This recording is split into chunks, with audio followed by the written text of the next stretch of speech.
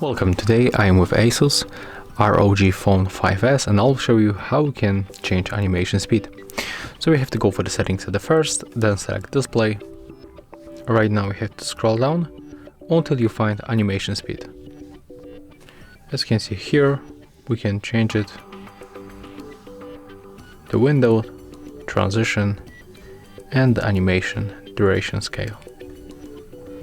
Right now it works a little bit faster. Of course, I will show you what is going to happen when I set it up on the 5X. As you can see right now, the animation is definitely longer.